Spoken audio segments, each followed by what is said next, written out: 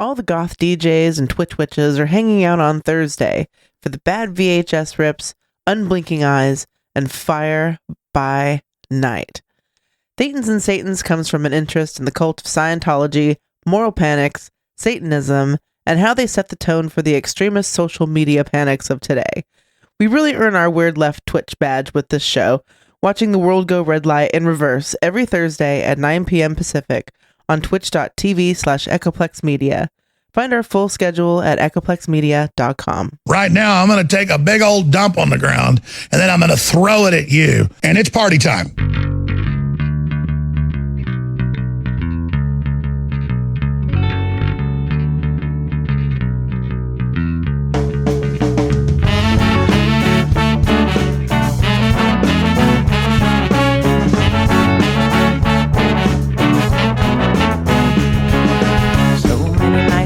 In this world, accessible of kindness and ethical blindness. So please excuse my sarcastic tone. I'm a bit underwhelmed by the sample shown.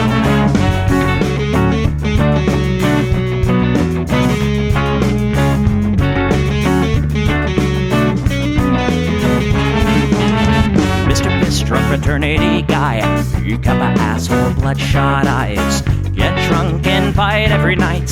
Idolize Bradley, belittle women's rights. Homophobic, racist, and don't give a fucking hey. Do you think you can drive a bigger truck? So wear your baseball cap to decide to let everyone know that you're a nice guy. So cool, was so impressed. Lots of chicks in a barrel chest. Cause you're a real man. Punch for punch, gonna piss in your face while you're passed out drunk. I'm a nice guy, you're a nice guy. He's a nice guy, but all of you are assholes. I'm a nice guy, you're a nice guy. She's a nice guy, but all of you are assholes. Nice guys rule the planets. Oh, I just can't understand it. Conquered defined by deception and lies. Social Darwinism and an overdose of pride. Fuck off, jerk off. I don't wanna hear it.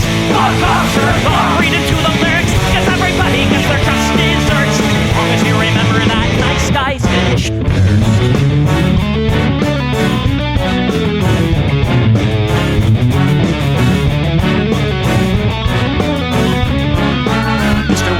You're next on the list. Such a nice guy who speaks through his fists. Prick with a penchant for messing with heads. A broken nose for dinner and breakfast in bed. Alcoholic, paranoid, and suicidal too. But you'll probably kill her before she gets away from you. Screws in a pool of blood and cry. All your friends say that you're a nice guy. Have a drink, this one's on me. Look, you're doing fine, losing to your disease. Comatose, I'll pack your bags. Bury you like cats ready to go. I'm a nice guy, you're a nice guy. We're all nice guys, but all of you are assholes. He's a nice guy, she's a nice guy. Hey, Tom Bone's a nice guy. All of you are assholes. Nice guys rule the planet. The public militant, put a body by deception and lies. Social Darwinism and an overdose of pride. Fuck off, jerk off. I don't wanna hear it. Fuck off, jerk off. Read into the lyrics, so let the fucking will quench your thirst. As long as you remember that nice guys finish first.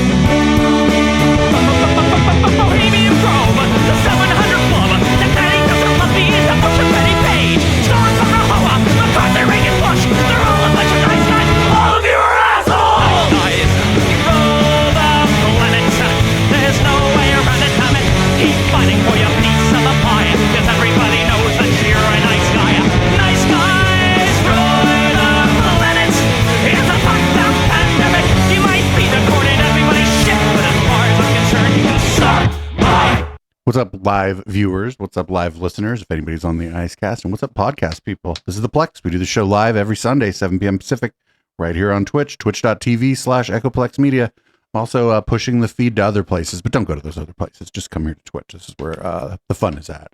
Support this project. Just go to echoplexmedia.com, click the support tab at the top of the page. Although my favorite way to support the project, obviously, is the merch, which you can get at eplex.store. I'm producer Dave. You can find me on Grindr, and this is what the people want. Police officers, they've gone insane. I don't hate the cops. There's a person inside when the truncheon stops. Oh, don't hate the cops.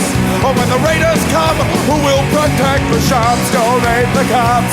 They're a sensitive bunch if you don't stop throwing your rocks. Snap, crackle, pop is the sound of a taser. Your body drops. Don't hate the cops. Oh, don't hate the cops. Don't hate the cops. Oh, don't hate the cops. Like your local police, 'cause they don't do nothing wrong. Like your local police got rid of the corruption and the racism is gone. They've been keeping the peace, keeping homeless folks out of the parks and malls. Got a cure for your social disease. Follow the law, don't hate the cops. Follow the law, don't hate the cops. Follow the law, don't hate the cops. Follow the law, don't hate the cops. Follow the law, don't hate the cops. Put your hands above your head and show you're not afraid. I'm the fairest judge that your skin color's gonna get. And if you die before the sun comes up, the paperwork will take forever. Well, it might have worked out a little bit better.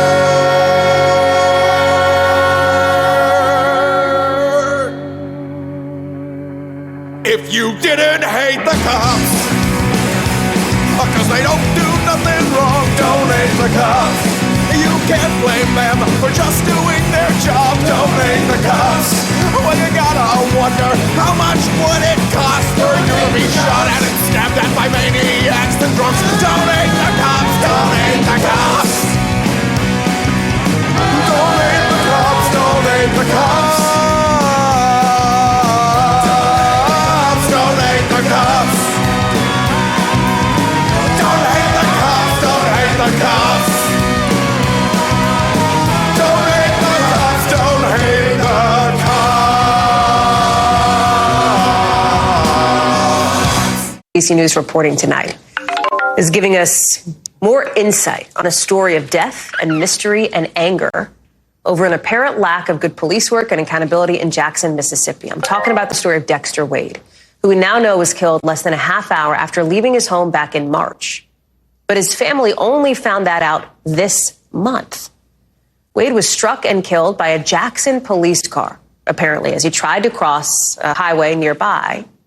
And even though police knew exactly who they hit within days of that accident, officials say, his mother, Betterson Wade, would spend the next 7 months. She would spend 7 months looking for her son. It wasn't until 172 difficult days after Betterson last saw Wade that they came together again, this time at his unmarked grave in a state-run cemetery. NBC's John Shoup is the reporter with this story. John, we're glad to have you with us today. The details here are just extraordinary, right? Because essentially what happened here is this 7-month-long mystery for this family, despite police apparently, according to official accounts, knowing for months who they hit, where he was buried, and not reaching out to the family. How did this happen? That's one of the questions that we have, is how exactly it happened. But we know some details and a sketch of what happened. It began, as you mentioned, on March the 5th when Dexter Wade, he's 37 years old, left home and never came back. It turned out not far from home, not long after he left, he was struck and killed by an off-duty Jackson police officer.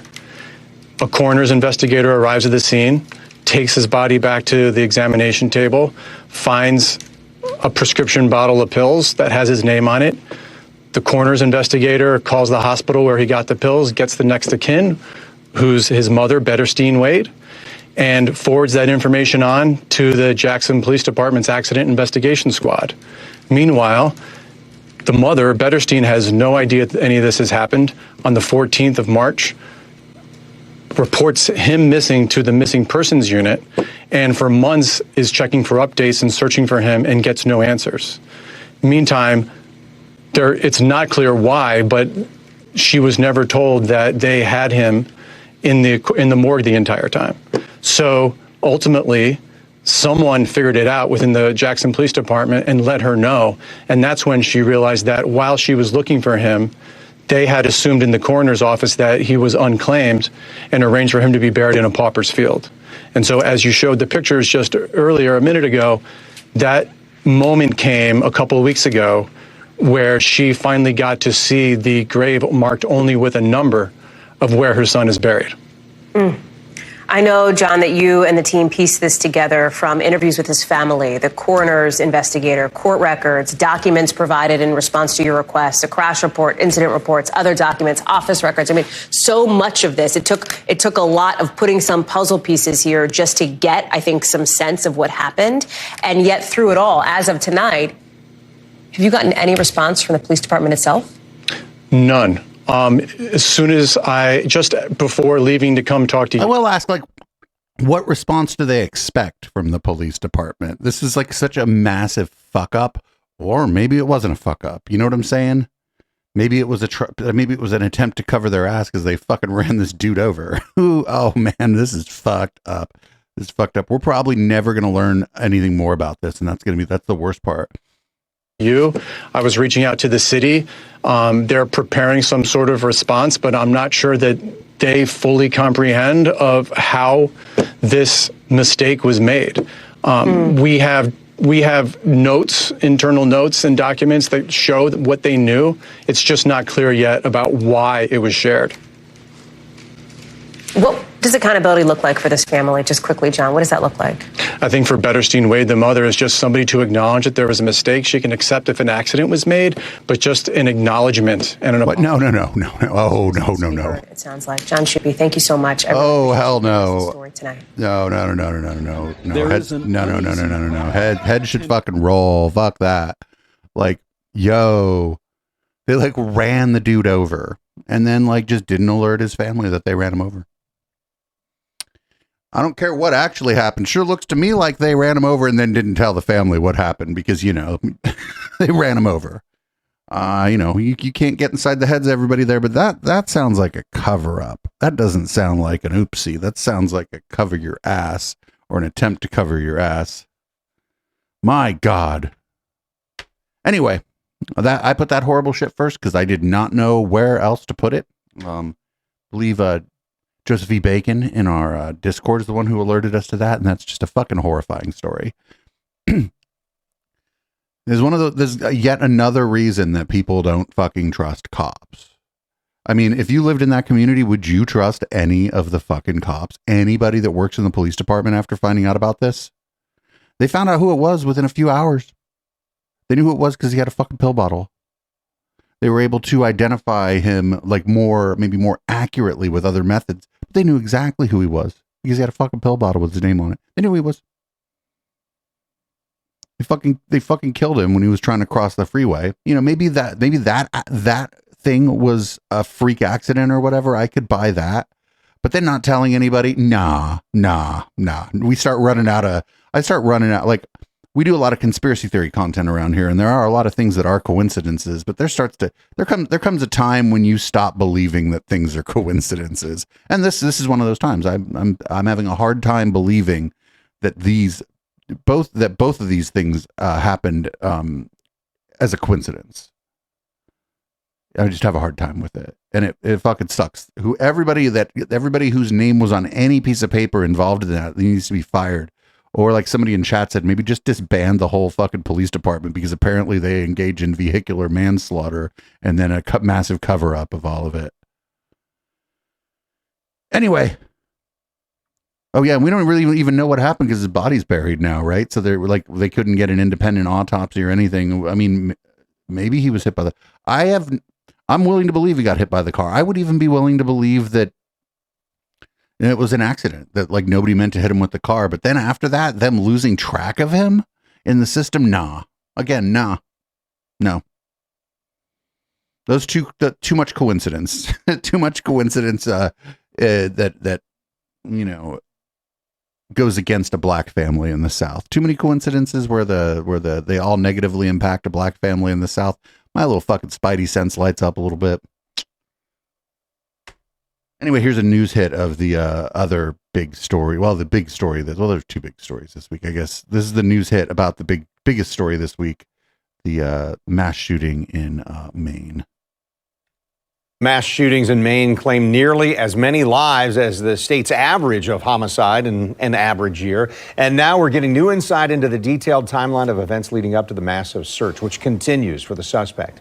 Tarek Miner is joining us now with how this happened, how this all unfolded in less than 24 hours. Yeah, Kent, the Auburn Communications Center in Maine received that first flurry of 911 calls right around 7 p.m. last night, setting off a frenzy of activity as paramedics tried to save the lives of the wounded. And police started their hunt for a gunman armed with an AR-15. Going to be spare time recreation for an active shooter incident. Again, that's going to be the town of Lewiston at spare time recreation for an active shooter incident, multiple people down. That first call to police for help came in at 6:56 p.m. from the just-in-time neighborhood bowling alley that was hosting a youth league night.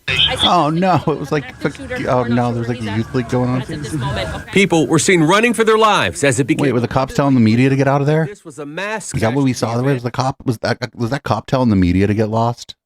And the shooter was still at large. We're very thankful that they were able to get as many patients into our trauma bays and into our operating rooms as we were able to. They're reporting 16 people with gunshot wounds.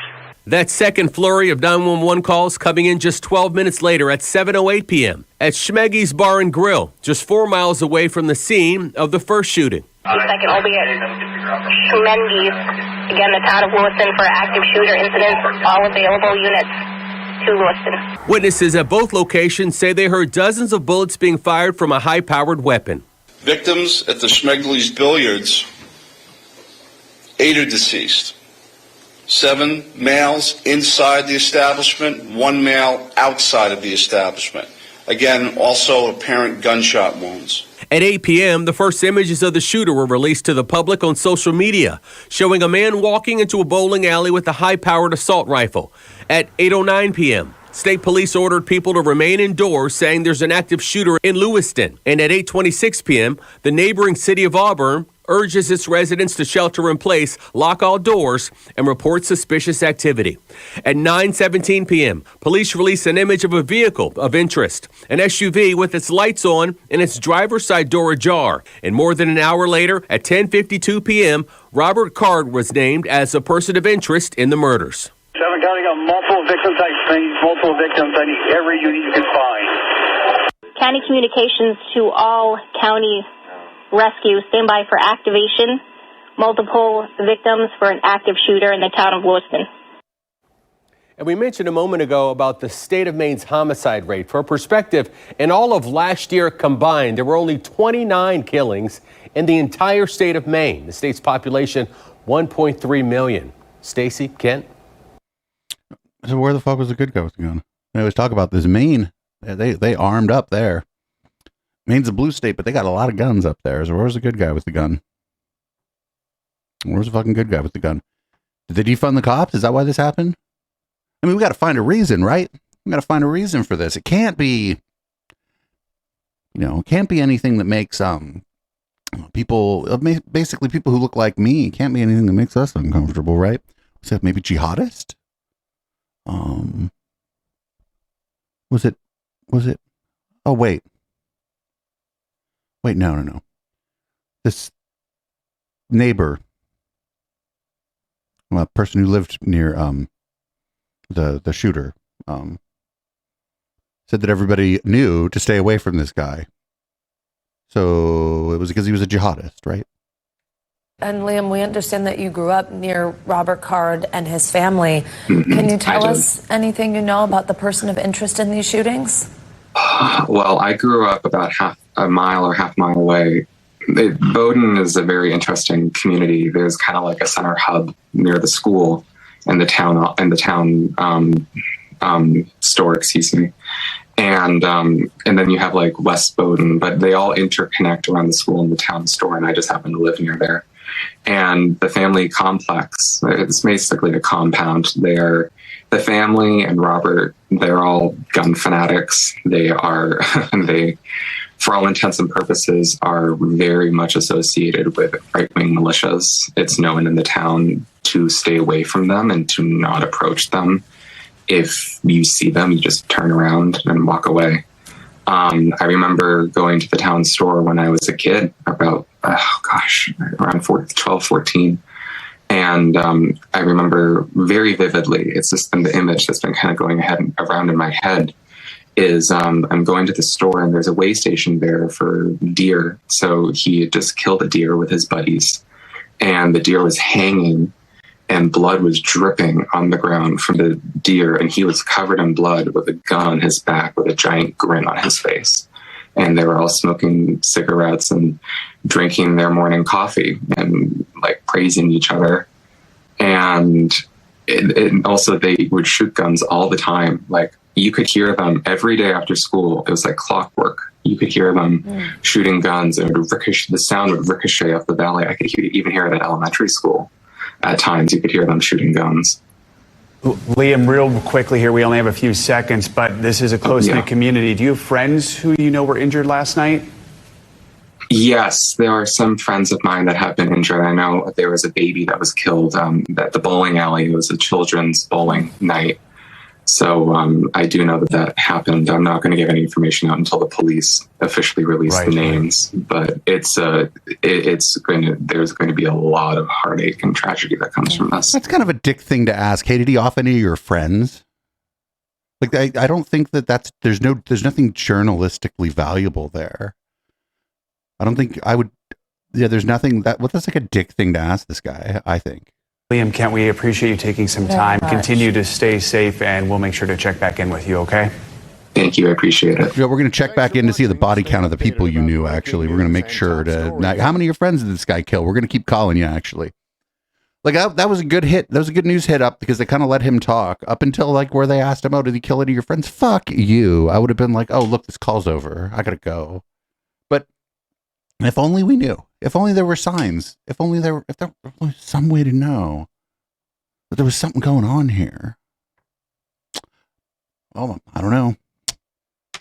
Maybe he was a jihadist. Who fucking knows? We're going to move on to the Speaker of the House. This is right before they voted in a terrifying person for Speaker of the House. Here's Kevin McCarthy. He is going to talk about how the same thing basically he's been talking about the whole time. He's like, oh, this makes the Republican Party look bad. Well, hold my Bible and my gun, I guess, because like what comes next is crazy town. How does this reflect on the GOP? This whole episode reflect on the House GOP at this moment? Oh, very poorly. Very, very poorly. From every aspect. And it's frustrating because it's just a few, these 8, working with all the Democrats to ruin the reputation of the Republicans. But we'll earn it back. There has to be consequences. All right. There's not going to be consequences. And well, I mean, Jim Jordan looks like an idiot, but is that really a consequence? Jim Jordan always looks like an idiot. No consequences. But here we go. Here's the guy they elected. I had never heard of this motherfucker. This dude's name is Mike Johnson, and he is a white Christian nationalist. And here's what he had to say. This is an audio only clip, but here's what he had to say about his fellow Republicans not owing any allegiance at all to God. And that's why it's so jarring to be sitting in the greatest deliberative body in the world, the United States Congress, and to hear elected representatives of the people. You know, every member of Congress, every member of the House represents roughly 760,000 citizens, right? So there's a singular voice on behalf of all those people, and some of these voices now are in this chamber arguing that our rights do not come from God. Think about how scary that is. If you believe your rights come from government, then it means you don't really owe any allegiance at all to God. Yeah. You have no accountability. Well, you're not free. You're not free because the people who are governing you and giving you things in exchange for those things always comes a sacrifice of your liberty. Absolutely. So the problem with this is it's fine, like if like individuals, right, they believe, oh, my rights as being a human come from God because God is the creator of the universe. Sure, if people want to believe that. The problem is the other side of that, right? If you're like, well, God doesn't like this group of people over here. I mean, I'm in that group. I think a lot of you who are watching this show live, and maybe I don't have any demographics on the podcast listeners, but maybe a lot of you who are listening to the podcast are like sort of maybe part of the group that this guy might think God doesn't like so much. And then, well, maybe you don't have any rights anymore, and it all is permissible. And that's one of the big problems with white Christian nationalism, actually. So we're going to move on here. Here's some more of this guy. He was interviewed by one Mr. Jonathan Hannity, we'll call him, and it wasn't great. It wasn't great.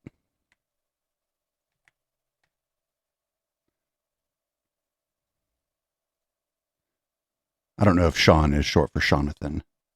And this happens with almost every shooting incident. The immediate call by the left in this country, we need more gun laws, we need more legislation. What's your answer to that? At the end of the day, the problem is the human heart. It's not guns, it's not the weapons.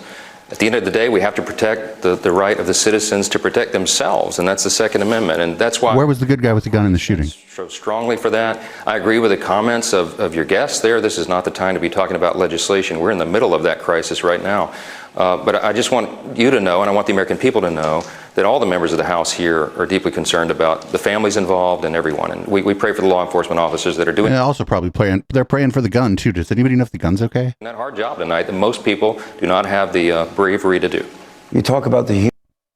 Does anybody know, is the gun all right? Has anybody heard if the gun is doing okay? Because that's what's really important here. Is the gun okay? Here's more of the new Speaker of the House on the Jonathan Hannity show.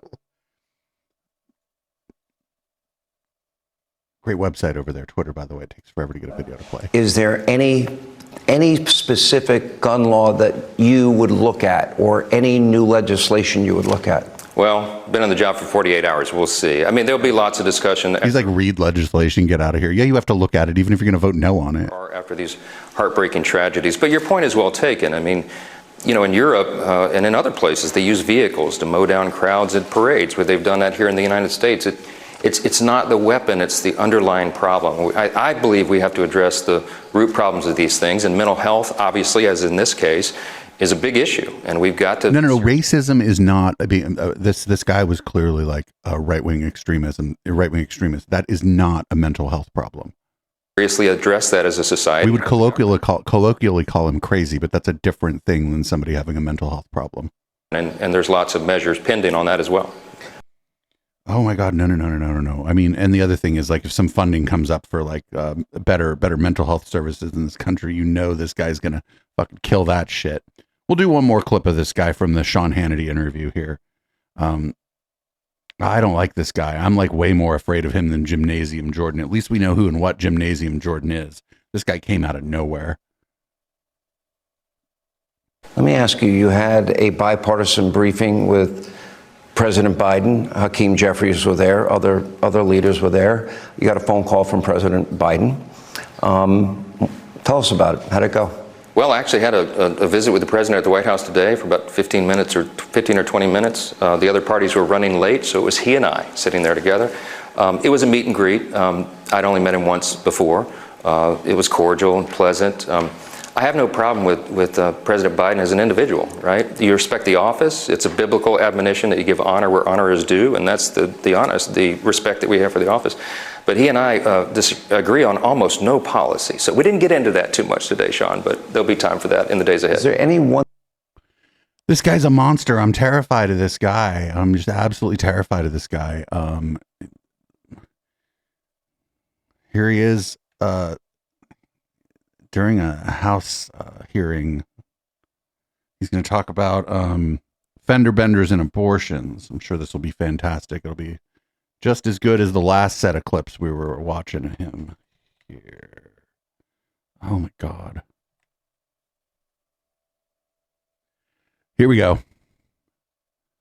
This is a hearing on abortion. Should be great. Fan-fucking-tastic. Let me ask you, do you support the right of a woman who is just seconds away from birthing a healthy child to have an abortion? I think that the question that you're asking does not realistically reflect abortion care. In that scenario, would you support her right to abort that child? I won't entertain theoreticals. It's not a theoretical, ma'am. You're a medical doctor. I am a medical doctor, and that has never happened. Never happened in your practice, ma'am, but it happens. How about if a child is halfway out of the birth canal? Is an abortion permissible then? Can you repeat your question? If a child is halfway delivered out of the birth canal, is it permissible to have an abortion? Would you support the right for an abortion then? Look, she's so confused by the question. Look at this is the what the fuck look. Fathom that ever. I'm not asking you if you can fathom it. If it occurred, would you support that abortion or not? That's unrestricted abortion, right? That's a question that I can't imagine. Just like you probably can't imagine what you would do if your daughter was raped. If it hasn't happened, it may be difficult for you. You're not going to answer this question, but whoa, dude! Like she should just say no. I don't support abortion in those circumstances. But but also like maybe not giving this guy what he wants is fucking important too, right? Like not answering the guy's question is fucking probably a better idea. Just being like, you know what? Just avoid the guy's question because it's absurd. Like the cases where abortion happens in the third trimester are like nearly exclusively because both the life of the mother and the unborn fetus are at risk and that the pregnancy is not going to be viable. That's like, and it's horrific because this is not, the mother nobody wants it when it happens that late. Like there may be like, I don't know, maybe there's cases where it's different, but like I've never heard any. Nobody wants it when it happens, like even like after like basically in the third trimester. It's got to be so rare that anybody wants it at that point. Anyway, here's some right-wingers, right-wing influencers talking about how the new Speaker of the House is, their guy. Like this guy's especially happy about it. This guy's Christian nationalist Rick Green. I got to tell you, man, known this guy for a while. He has been a champion for liberty, especially religious liberty, but frankly, a Constitution guy. This is a constitutional attorney for Alliance Defending Freedom. This is one of our guys, folks. This man has a biblical worldview. I'm in tears. I'm literally in tears because it's a moment where we've been praying for this. We've been praying for leaders that have a fear of God, that we know have a foundation of biblical truth. I mean, that's what we want. We just want someone that'll stand for truth, and you got to know truth to do that. This is a moment to stop what you're doing and thank God for this happening. I mean, if you believe that this is a good thing, you should be thanking Jim Jordan for being completely fucking incompetent and so unlikable that that people didn't vote for him just literally because he's unlikable. So here we go. We got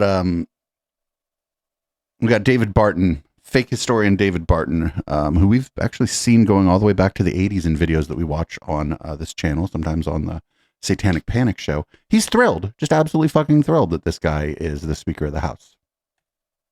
And founder of wallbuilders.com and Victory News contributor David Barton is very familiar with the new Speaker. We spoke to him recently right after Mike Johnson was elected on the House floor. Yeah, we know Mike very well. We've been friends for years. Mike is the guy that has been a leader and a fighter in really the conservative, Christian, pro-life, pro-marriage movement.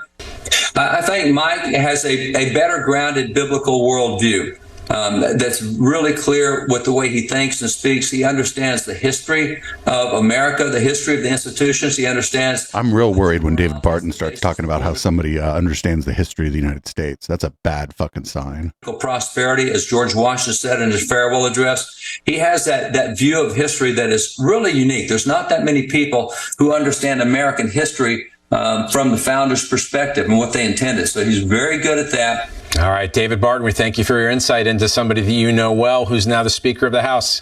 Gotta like that. You gotta love it. This is the God guy, and we thank God for putting the God. This is the God guy, and we thank God for putting the God guy in a fuck you. Fuck you. Great coverage of this, by the way, from the podcast. I've been plugging them a lot lately. It's White Christian American Jesus, or Straight White American Jesus, or I forget what. I think it's Straight White American Jesus is the name of the podcast. Great coverage from them on this, because this is their beat. This is the Christian nationalism is actually their beat. That's the entirety, not the entirety, but that's the vast majority of what their podcast is about. Whereas my show is not specifically about that, though we do end up covering that a lot. Here we go. We got the former president of the United States here, and spelling is his passion, as you will see in this clip. He could win a spelling bee. You know how you spell us, right? You spell us, U.S. I just picked that up. Has anyone ever thought of that? I just picked that up. A couple of days I'm reading and it said us. And I said, you know, if you think about it, us equals U.S. Isn't that? Now, if we say something genius, they'll never say it. Fucking genius.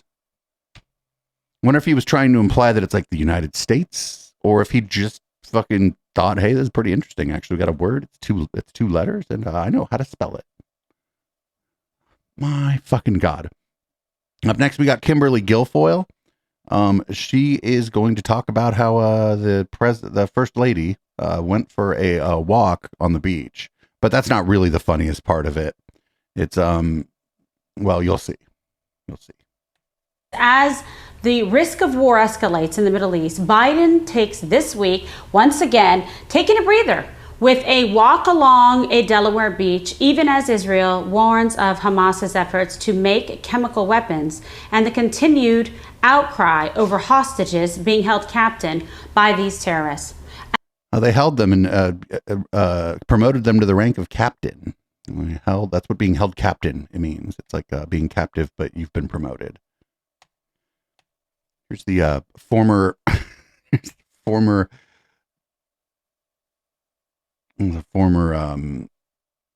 UN rep to Israel, Dan Gillerman, and he seems nice. He seems great. I'm not terrified of this man at all. I just want to ask you then about something else he said in his speech, which is about the collective punishment, as he put it, of the Palestinian people. And I want to talk about that in the context of the blockade and keeping fuel out of Gaza. I just wonder if you think that that is really necessary. You know, I'm very puzzled by the constant concern which the world and also Britain, I must say, Mark, is showing for the Palestinian people. And I'm concerned. My God. Actually showing for these horrible, inhuman animals who have done the worst atrocities that this century has seen and the worst atrocities that Jews have suffered since the Holocaust.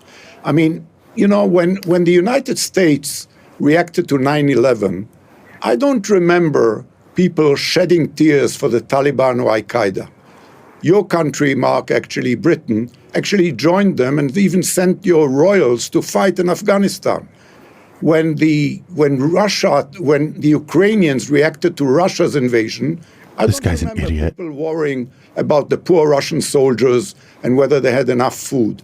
All of a sudden, when it comes to Israel, everybody is becoming a great humanitarian, totally forgetting what happened 2.5 weeks ago, which is unforgettable and unforgiven. What a monster that guy is. That the fucking thing that strikes me is like the dehumanizing language, calling them animals, calling like all of the people there animals. You know, we're not talking like that much about the conflict here because I don't know enough about it to really get into the nuts and bolts of what's going on there. But what I have noticed and what I'm very comfortable talking about is the bloodlust. I see bloodlust like on Twitter, sometimes even on Facebook from people I might be a little surprised to see it from. And it's bad. This is bad. This is how genocides happen.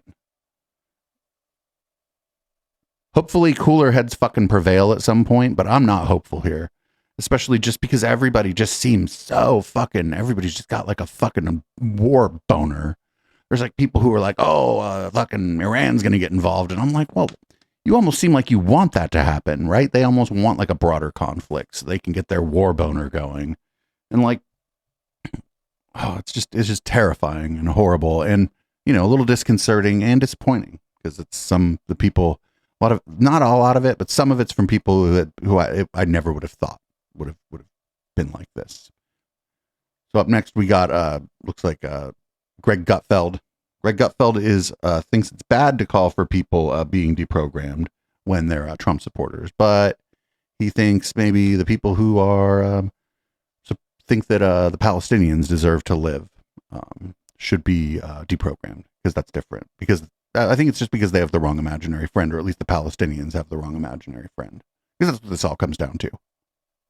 And what they're trying to do now, is they're trying to create an artificial Holocaust to cancel out the real one. What? I think that's what they're doing because they're trying to take away that power from the Jews. The irony is that Hillary, I guess it was a couple of weeks ago, claimed that Trump supporters needed deprogramming when it's actually large elements of the new members of their party that are suffering from really obvious brainwashing. When you're seeing it around, you can tell it's a virus, that it's also emotional and so nonsensical that it is an actual contagion and it's a hysteria. The only way you can counter this is through persuasion, through deprogramming, talking to them and showing them how they've been manipulated by false information. It's the only way to do it. You can't deprogram us. We're going to deprogram you. Exactly, Jesse. Even Jesse Waters was like, you're stupid. Jesse Waters is an idiot and was being kind of flippant there, but even Jesse Waters kind of saw like the problem with that. It's like, well, people that believe things you don't like need to be deprogrammed, and people like cult deprogramming actually doesn't work. That sort of the idea, like cult deprogramming doesn't work anyway. In fact, oftentimes it's rather abusive, and the person who gets deprogrammed is in a worse shape for it. But I don't think they're like talking about the sort of cult deprogramming maybe that people have talked about in the past. I think they just, I don't know what they mean. But then the other interesting thing is Greg Gutfeld up there talking about, oh, people have been exposed to misinformation and disinformation. It's like, shut the fuck up. I don't want to hear that shit from you. Like, why would I want, like, that guy has been spreading misinformation and disinformation as like a matter of his career. So up next, we got Marjorie the Gathering. She is going to attempt to censure Rashida Tlaib on the House floor. I don't think it's going to work. Of the privileges of the House.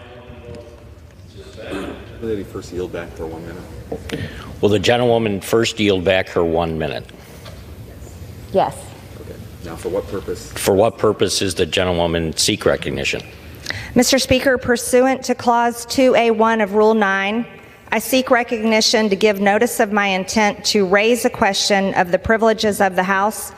The form of the resolution is as follows. A resolution censuring Representative Rashida Tlaib for anti-Semitic activity, sympathizing with terrorist organizations, and leading an insurrection at the United States Capitol complex. What? Whereas in May 2019, Rashida Tlaib said that she celebrated the Holocaust and felt a calming feeling when thinking. When did Rashida Tlaib did not say that she celebrated the Holocaust? About the genocide of millions of Jews. She did not say that. Where the fuck did you, like, come on. I would know if she said that. We would all know if she said that. 2020, Rashida Tlaib retweeted an illustration with the caption, "From the river to the sea, Palestine will be free." And this Palestine Liberation Organization, PLO slogan, has been adopted by Hamas and calls for the elimination of Israel and death to all Jews. Whereas in September 2022, Rashida Tlaib, as a member of, like, if any of this is true, well, like we've looked up this stuff in the past. The women that they're called the Squad, right? Everybody tries to say, oh, you're anti-Semitic, you're all anti-Semitic. You to the extent that we can get this demographic information, the fucking Jews in their community seem not to think so because they vote for them. So caucus displayed her disdain for Israel, saying, "You cannot claim to hold progressive values, yet back Israel's apartheid government." I agree. Instead of denouncing the horrors of Hamas, In fact, something like 48% of the people of Israel who vote agree because they vote against the Likud party. Israelis and demanding the release of all hostages held by Hamas, Rashida Tlaib stated on October 8th, 2023, "The path to the future must include lifting the blockade, ending the occupation, and dismantling the apartheid system that creates the suffocating, dehumanizing conditions that can lead to resistance." Whereas Rashida Tlaib exhibited her hatred for America by reposting a message on October 12th, 2023, blaming America for allowing the deaths of Palestinian babies at the hands of Israel. Whereas Rashida Tlaib led an insurrection at the United States Capitol complex on October 18th, 2023, which put members of Congress, their Okay, this part is, I can't fucking believe this. This part, like, and Capitol visitors in danger by shutting down elevators, stairwells, and points of egress while obstructing official business in both the House of Representatives and the Senate, including a Senate Foreign Affairs Committee hearing. Whereas the insurrection led by Rashida Tlaib was organized by Jewish Voice for Peace, which the Anti-Defamation League calls a radical anti-Israel activist group. Hey, Marjorie the Gathering, what is the just interesting question to ask. What do you suppose the ADL has said about Marjorie the Gathering in the past? Not that I fucking love the ADL. Don't get me wrong. There's a lot of problems with the ADL, but it's interesting that she's using them as a source here, because I bet if we search their website, we name search her on their website, they probably have some nasty things to say about her too. That advocates for a complete economic, cultural, and academic boycott of the state of Israel, and that believes Israeli policies and actions are motivated by deeply rooted Jewish racial chauvinism and religious supremacism. Well, that's because that's what they believe. And like, that's not an uncommon sentiment among Jewish people in the United States and Europe, especially like progressive Jewish people. But Jewish people tend to be like more liberal and progressive anyway, for whatever reason. And their history being what it is, not surprising to me that maybe they wouldn't tend to be right wingers. But yeah, this is not an uncommon view among like even conservative Jews, but like Reform Jews, a very common view. Whereas members of the Southern Poverty Law Center, a far-left nonprofit organization, were present at the insurrection at the Capitol on October 18th, 2023. Whereas several insurrectionists at the Capitol belong to a group messaging chat called Global Intifada, which is the Arabic word for rebellion or uprising, and refers to a series of protests and violent riots carried out by Palestinians in Israel during the last century. Whereas by leading an anti-American and anti-Semitic insurrection on October 18th, 2023. The other thing that I don't like, and it's actually, many people believe that it is anti-Semitic to say that if you don't support the nation state of Israel, that you don't like Jewish people, because you're conflating a nation state with a religious, ethnic, cultural group. And a lot of people are like, well, hey, that seems a little anti-Semitic, actually, if you think about it. Rashida Tlaib followed Hezbollah's orders to carry out a day of unprecedented anger following an explosion at a Gazan hospital, lying about Israel's responsibility for the attack, which United States intelligence agencies said was not perpetrated by Israel. And whereas members of Congress who denounce the United States while praising terrorist organizations are unfit to hold office, now therefore be it resolved that Representative Rashida Tlaib be censured. Representative Rashida Tlaib forthwith present herself in the well of the House of Representatives for the pronouncement of censure, and Representative Rashida Tlaib be censured with the public reading of this resolution by the Speaker. I yield back, Mr. Speaker. Under Rule 9, a resolution offered from the floor by a member other than the majority leader or the minority leader as a question of the privileges of the House have immediate precedent only at a time designated by the chair within 2 legislative days after the resolution is properly noticed. Pending that designation, the form of the resolution noticed by the gentlewoman from Georgia will appear in the record at this point. The chair will not at this point determine whether the resolution constitutes a question of privilege. That determination will be made at the time designated for consideration of the resolution. So that was a lot of words for we're not paying you any fucking attention, right? I think that's what the guy said. The guy said, no, not doing this. Not doing this. So this is the other thing that I feel comfortable talking about here is that the conflation of anti-Semitism with, and I don't even like the term Zionism because it's been used by a lot of anti-Semites. So I'll just say the conflation of anti-Semitism with not liking the fucking Likud party and the way that they have handled their business and they're in the Middle East, the way that they have dealt with the West Bank and Gaza. It is not anti-Semitic to criticize the behavior of a political party. It just isn't. And if that were the standard, then fucking 47 to 48% of the voting population of Israel would also be anti-Semitic because they fucking hate that fucking party too. There's a liberal pushback against this in Israel that doesn't get any play. Nobody ever talks about it. Go look at the results of elections. It's pretty close. Anyway, we're going to move on here. Here's Jenna Ellis pleading guilty to, I believe this is in Georgia. Because that's where everybody be pleading guilty because it's like that. I told everybody that Georgia's the slam dunk. And everybody was like, oh, it's going to be the thing about Jan 6. I mean, some people may go down for the thing about Jan 6, but Georgia's the fucking slam dunk. And people like Jenna Ellis know it. Here's Jenna Ellis throwing Rudy Giuliani under the bus. Let's go. Thank you, Your Honor, for the opportunity to address the court. As an attorney who is also a Christian, I take my responsibilities as a lawyer very seriously, and I endeavor to be a person of sound moral and ethical character in all of my dealings.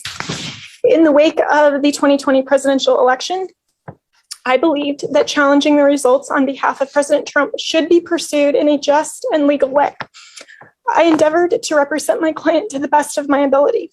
I relied on others, including lawyers with many more years of experience than I, to provide me with true and reliable information, especially since my role involved speaking to the media and to legislators in various states.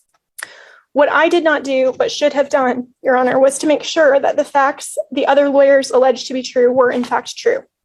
In the frenetic pace of attempting to raise challenges to the election in several states, including Georgia, I failed to do my due diligence. I believe in and I value election integrity. If I knew then what I know now, I would have declined to represent Donald Trump in these post-election challenges. I look back on this whole experience with deep remorse. For those failures of mine, Your Honor, I have taken responsibility already before the Colorado bar who censured me, and I now take responsibility before this court and apologize to the people. Damn. She gonna roll on them. She gonna roll on them hard. She wasn't ready for this. She gonna roll on them hard. And I don't think, whatever. She wasn't really pulling the strings, but she was the one talking to the media. She was the one out there saying what the fuck she was saying. I'm not big on the carceral state. I feel like the worst outcome here actually is going to be if like the underlings, there's a couple fucking sacrificial lambs, a couple fall guys, so to speak, within the underlings, and nobody up higher in the organization gets got. That's going to be the worst outcome actually, because you know what that tells you? That tells you all you need is a fall guy. And I think that's a likely outcome, but also I think this one might just be Georgia might be the one. They may just not fucking care because there's no pardon there. You can't pardon. They got to do 5 years, even if they get pardoned. 5 fucking years on like a RICO case. Even if you get pardoned, you can't get out if you get convicted on RICO. RICO laws in Georgia are particularly harsh, and in a lot of cases they're used in a bad way, honestly, to just go after like drug dealers, essentially people who aren't really racketeering in the way that the laws were meant to be applied. But in this case, pretty good racketeering, a lot of racketeering happening. So we got two of what I would call the opposite of palate cleansers. The first one's a little bit funny though.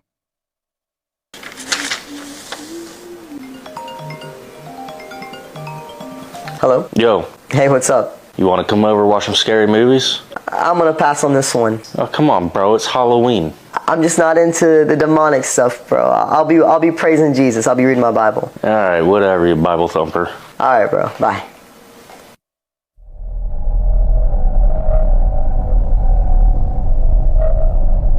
I love when God's children are entertained by me. I love when my children spend time with me.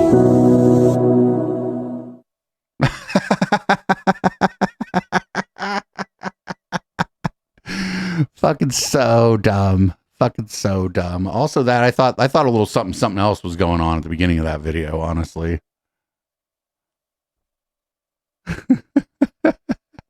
Up next, we got this is also the opposite of a palate cleanser. This, I don't know. I think this one might be, I think we might have got here. This one here might be fake, but I think we're going to run it anyway because it's funny. So just keep in mind that I think this could very well be a fake video. This lady tried to touch on me at a massage place and then refused to give my money back. She going to jail. She tried to grab my genitals. She going to jail. And they wonder why Christians having a hard time making it to heaven. I stand for Jesus. Yo. Went to a happy ending. Like, assuming that this is true, right? Assuming that isn't bullshit, which I'm like 50-50 on. The dude went to like a happy ending massage parlor and got mad about the happy ending. That's pretty weird. Anyway, up next is this one might be a bit of a palate cleanser. This is the best. This is definitely the best Halloween decorations, at least that I've seen on the internet recently. This is somebody made their Roomba into a ghost.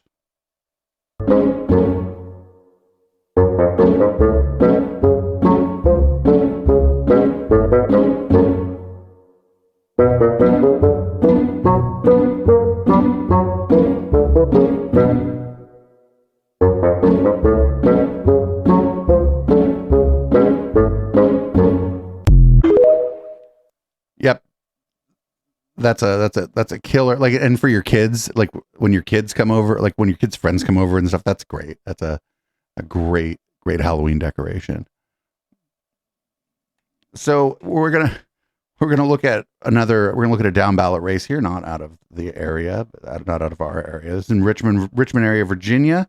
This is Susanna Gibson. She's running for, looks like, Congress, and she did some, I believe she was on Chatterbait or maybe OnlyFans, but I believe she was camming with her husband on Chatterbait, and everybody's trying to make a big deal out of it. And I'm like, this is fantastic. I'd like vote for this lady. She's open-minded sort, in touch with the youths.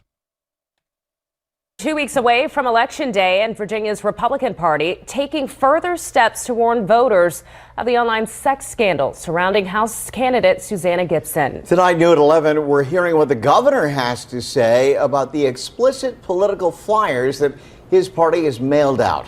Riley Wyatt is joining us live now to explain. Riley, what's the governor saying? Yeah, Makia Kurt, I asked Governor Youngkin about this campaign tactic, and he told me that he had not seen the mailers his own party sent out to thousands. I bet he's seen her fucking Chatterbait channel, though. I have this to say about Susanna Gibson and the scandal that's followed her.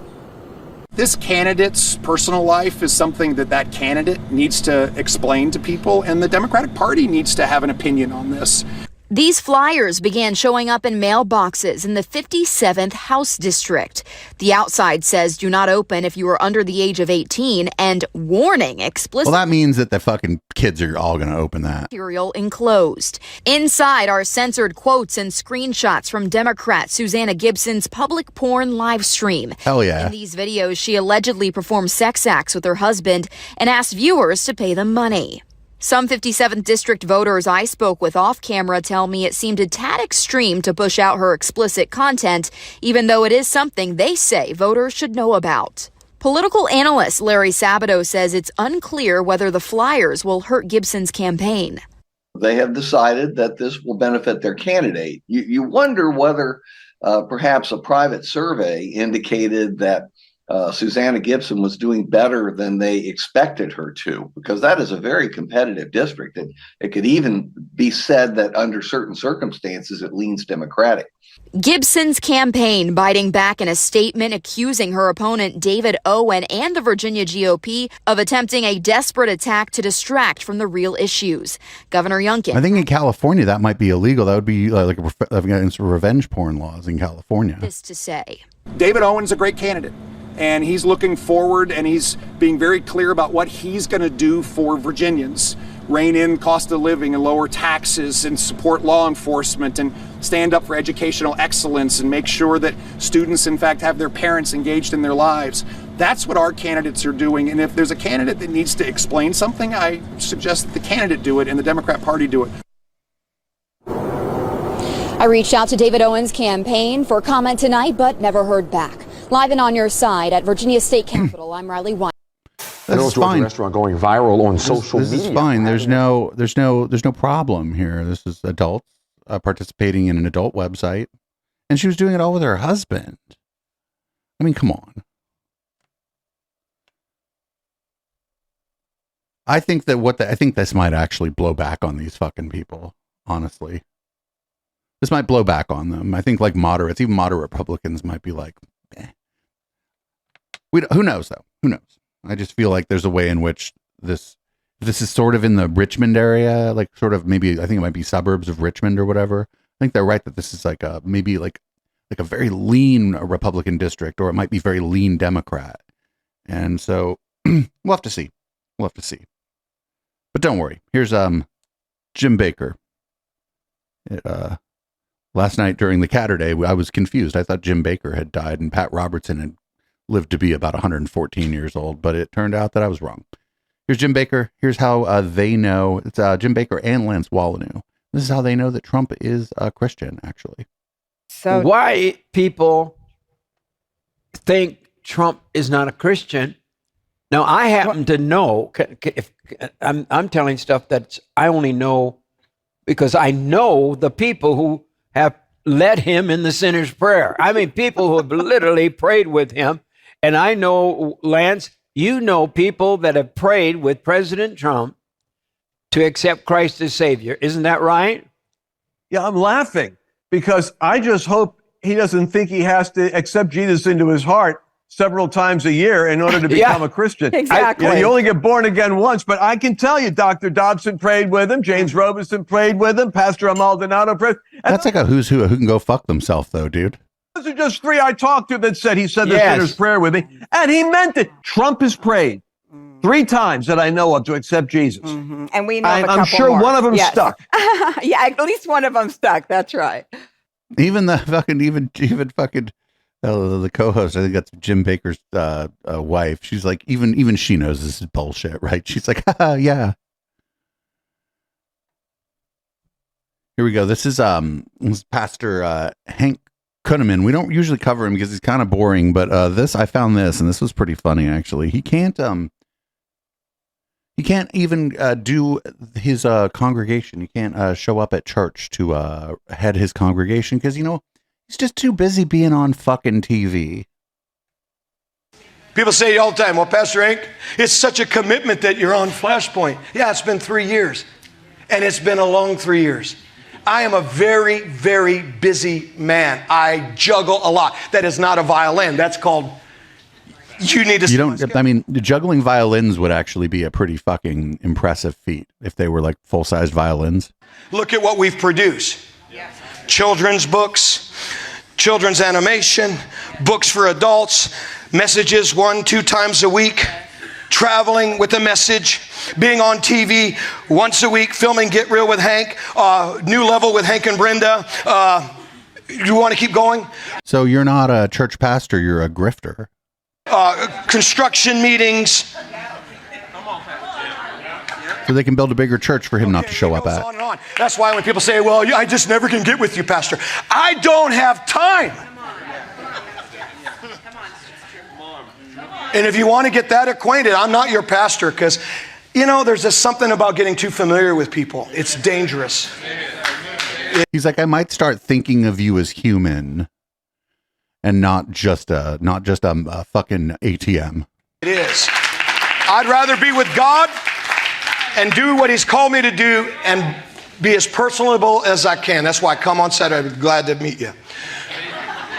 And he said to us, I'm not being mean. I'm being nice. What a dick. Like most pastors are like, at least, even if they're not that cool, they're at least pretending, right? This guy's like, I don't have time for you. I don't want to meet you. Why would I want to meet any of you people? He's like, you are just a cash machine for me, actually. He's like, act like you fucking know. Like, there's a way to go about that. You go, hey, I don't have time to meet everybody because I'm out spreading the word. Maybe next year, during the beginning of the year, I'll spend less time on the road and we can have more time to meet with congregants or whatever. Like, you could just tell some fucking lie like that. Instead, he's like, look how important I am. I don't have time for you, fucking scum. Like, what an interesting fellow. What an interesting fellow indeed. Speaking of interesting fellows, this is Pastor Greg Locke, who the first time I saw him, I was like, why is this gay man acting like this? And it turns out I don't think Pastor Locke is gay, but his loafers do seem a little bit light. Here's him. Here's him talking about the moon and whether or not we landed on it. Of course we've been lied to by the government. Okay, I get that. Of course you can fake pictures. I get that. Do I believe we went to the moon? No. And you ought to sue your brain for non-support if you do believe we went to the moon. Nobody ever went to the moon. That's the dumbest thing I've ever heard. Well, sir, that's just because you haven't listened to yourself. 50 years and we ain't been back, got more technology in your hand that they... But we have been back. Had to send a rocket up 50 years ago. Of course, we've never been to the moon, okay? Him and all these Twitter people, okay, we've never been to the moon, so go ahead and clip it and get me a Newsweek this week, whatever. Shut up. So there's a way in which he is kind of giving the way of the game there, right? Because part of what he does is to try to say provocative things to get people like, and this is exactly who clipped him here, Hemet Meta, the friendly atheist. So part of what he does is to say like ridiculous things to try to get these people to clip him. But like, what else do you do? Do you not like make fun of him? It's just like Ben Shapiro kind of does the same thing, right? Where he says stuff and like the way he got popular was by people like us kind of dunking on him. But like, what else do you do? Do you just, I don't know. There's no right answer here. Also, I think that he name dropped Hemet specifically so that Hemet would clip that. I mean, that's what I'd do, right? If he was like, I'm going to be on the Plex, I'd be like, yep, now you are. That's like my favorite genre of these kinds of videos, actually. Usually it's they end up talking about Right Wing Watch. They're like, Right Wing Watch. And then Right Wing Watch is like, well, we're clipping that. But now it's fun that he's talking about Hemet now. Maybe Right Wing Watch maybe got bored with old Pastor Locke there, and the best he can do is Hemet Meta. No shade on Hemet. It's just the Right Wing Watch is a bigger organization. Anyway, up next we got Piers Morgan versus Jesse Waters on guns. Actually, this ought to be interesting, or not. I know. And we haven't had that problem with the king since then. I know. With respect, as your friend. Respectfully, here's my response. I cannot buy in the United States of America a Kinder Surprise chocolate egg. They're banned. They're banned on safety grounds because the little toys inside them might choke people. A British Prime Minister, I won't say which one, but one in the last few years, told me he was stopped at LAX because he had some for his nieces and they confiscated them because they were a health hazard. Now, I simply say, you're a country of many freedoms and many regulations. How about regulating guns in the way that you do Kinder Surprise chocolate eggs? Oh man, fucking Piers Morgan's a giant piece of shit, but every time he comes onto American TV to talk about guns, it's just like very, very common sense shit. Okay. With respect, Do forks make people fat? Yeah. Okay. No. Well, they do. They do, don't they? Guns don't kill people. They do. People kill people. Guns also Forks kill people. don't make you fat, Pierce. Guns do kill people. Forks don't make you fat. Want to jump in, Brian? Yeah, a couple of things. Just on this in particular, his family spoke out. They were asking him to surrender. NBC's reporting that there was a note found. They don't know what the note says. They haven't said. No, probably had the 14 words written on it from what we've learned. They're like, fucking Jesse Waters is really stupid, but let's bring on somebody even dumber than Jesse Waters to talk about this. And then they're like, we got Brian Kilmeade here. They're like, yep, we'll bring on Brian Kilmeade to pick up where dumbass Jesse Waters left off. Like, this is dumb. Like, if the same people are like, fentanyl's killing everybody. Well, it's like, is the fentanyl killing people, or is it the people using the fentanyl that's killing people? Like, at least have some consistency here. Like, yes, I guess the person has to wield the tool for the tool to be wielded, but the tool is the thing that kills the person. And, our gun culture is just so crazy here. And like, even most gun owners think our gun culture is crazy. It's going to break eventually. It has to. Anyway, here we're going to finish off the regular part of the show. I almost put this into red light, but the regular podcast part of the show was looking a little thin this week. We usually try to do 2 hours on the regular part of the podcast show, but we haven't been doing such a great job of that lately. I think it's mostly because I've been like burned out and stuff. But anyway, here's Anna Kasparian on the BPD podcast, and she's complaining about this birthing person shit again. She's actually comparing it to being called the N-word, which is fantastic. So, to answer your question, you are correct. I do not like to be bullied or pressured into saying things or believing things that I do not believe. I find that terminology degrading. Okay? Well, great. Then don't go into the medical field, because that's where this terminology is used. Because I'm not a birthing person. Okay? I'm a woman. What's wrong with being called a birthing person? Well, first of all, not all women even have the capacity to get pregnant. You're there. You come on now. You're starting to get it. So it's degrading to them to be essentially to have their womanhood questioned if they're not. What a point. Unable if they're unable. But that's what no. That's why in clinical settings it's separate. Have kids to begin with, but also, I mean, look. This is the thing that annoys me about this entire issue and conversation, because they'll turn around and they'll say, no one's calling you a birthing person. Okay, does someone need to call an individual who finds the N-word offensive the N-word in order for him or her to find it offensive? Okay, so this is obviously dumb, because the N-word is not being used in a clinical setting to describe a specific state of being of someone in a clinical setting. Or degrading. You get what I'm saying? Of course. No one needs to be called that word to find it problematic or to have an issue with it. And besides which, I was called that, okay? Yes, in a medical setting, but this is a doctor who knows I'm a biological woman. Call me a woman. But I had a conversation with that doctor. Why did you feel the need to call me a birthing person? Like, where did that come from? I don't believe you had this conversation. Is she pregnant? Was she pregnant at the time? And in California, medical providers are basically like told that there will be penalties if they don't use the proper terminology or if they're caught doing anything discriminatory toward the trans community. Now, if they're actually doing something discriminatory toward the trans community, I think medical providers absolutely should face consequences. But the idea that we should change all of our terminology. But I don't think that, I think that this is all I think this is all gonna, she probably found it on the fucking paperwork somewhere, right? Even toward women who want to be called women in order to be inclusive is ridiculous to me. Now, if a transgender person wants to be called that, fantastic. I respect it. I'll do it. I'll engage in it.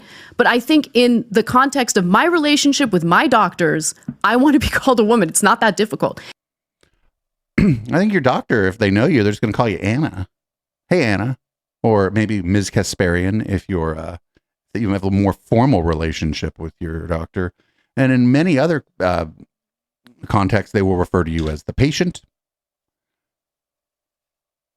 in many places, and in a specific things they might refer to you as a birthing person. But I think that it's oftentimes used more broadly for people who can or will give birth. I'm just not worried what it says on the medical forms. I'm worried, I'm more concerned, with my doctor. I have a great doctor. I actually have to pay out of pocket now, but she's great. I don't give a shit what it says on the forms. I don't go through the forms. I don't read them. If she asks me to read something, I'll read it. But if it says something weird on the form, I'm just gonna ignore it because it's just some weird shit on the fucking form. Don't care. It's not a problem. It's probably not used even that often. Probably used in very specific circumstances on very specific forms. Maybe it's used more in California just because different kinds of regulation, but I don't know. I just know that I just don't know why Anna Kasparian feels like she has to keep bringing this up. She brought it up once and she could just let it go, right? She could be like, oh, well, people disagree. Some people agree, whatever. All these weird fucking TERFs are now using me to try to push their anti-trans agenda. Maybe I should shut the fuck up because maybe this doesn't matter that much. It's not like she spends her life at the fucking doctor's office. I think she's around my age. She's in very good health, has, enough money probably that she doesn't have to really do too much. And her socioeconomic status would indicate she's probably very healthy and, goes to the doctor maybe more than I do because she probably got great health insurance, but who knows? But I'm just not that concerned with what it says on the fucking forums. And in this case, I wonder if what's her relationship with the healthcare provider she has. If it's a great relationship, maybe this ain't the hill to die on, because maybe you're gonna fucking piss your doctor off and just make their day worse for no goddamn reason. Who fucking knows? Anyway, I think that, I don't know. For a while, I thought she was gonna do this because I thought she was gonna do that right-wing grift shift and try to go heterodox and go be friends with Barry Weiss and all them fucking weirdos. But it doesn't seem like that's what she's doing. So I think she's really just got a fucking bug up her butt about this for no real good reason. And it's to her detriment because generally she's been pretty good on things. Though when she talks about California, specifically talking about city life in Los Angeles, she's been not so great lately. But yeah, it's unnecessary, as someone in chat just said. There's no, and her, when she gets on her bullshit about having to see homeless people in Los Angeles too. I'm like, why are you doing this? But I mean, I know why she's doing it. I think there may be a way in which she wants to leave that door open to pull a Barry Weiss, or it may just be that she likes the attention, or she could legitimately feel this way about these issues and not understand that just because she feels this way, it doesn't mean it's time to talk about it all the time. I don't fucking say everything I think. And some of the things I think are probably a problem. And so I think about them some more. Anyway, that's been the podcast portion of the show. Thanks everybody for hanging out. Thanks for all the new follows, new subs, and thanks for the raid from Literally Politically. We're checking out your channel at some point. Maybe we'll raid into you some night. This is Boomers by Periscope. I am going to change the color of the lights in this room and pour myself a cocktail, and we'll go on into red light.